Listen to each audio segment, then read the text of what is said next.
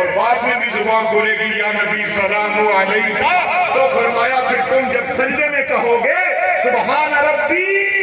فرمایا میں عرش والا عرش سے آواز دوں گا لبیک عبدی۔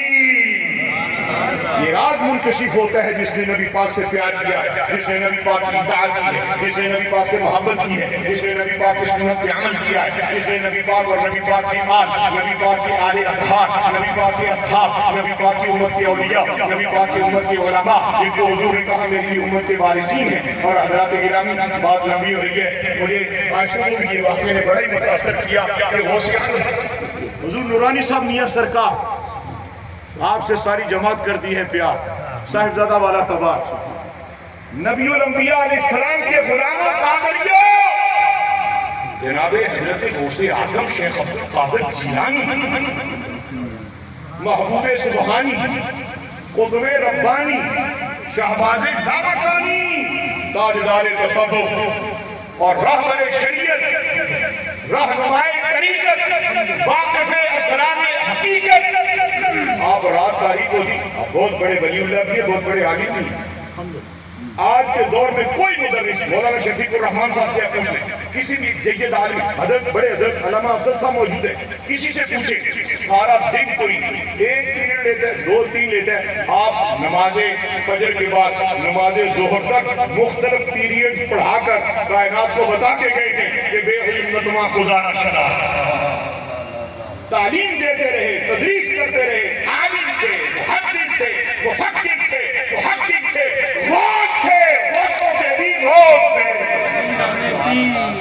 رات کی تاریکی ہے، اٹھے، مجلس چھوڑی،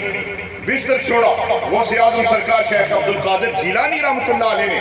بستر چھوڑ کر طلباء مدرسہ نظامیہ بغداد شریف کے، نوٹ کر لیجئے گا بات، بغداد شریف کا مدرسہ ہے جامعہ نظامیہ، جامعہ نظامیہ کے طلباء کے گندے کپڑے ساری رات ہوتے رہتے ہیں، نہیں سمجھ آئیں گے، غوث اعظم ہیں